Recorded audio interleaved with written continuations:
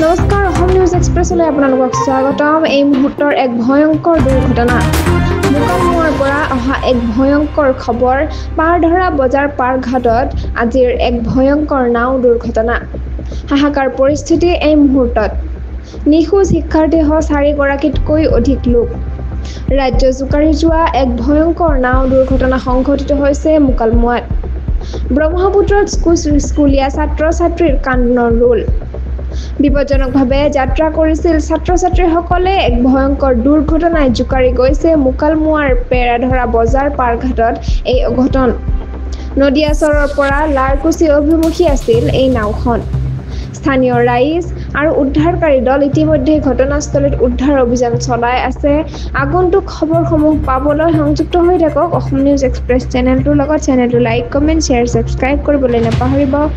লগতে কাষতে থকা বেল আইকনটো দবাবলৈ নাপাহৰিব। ধন্যবাদ।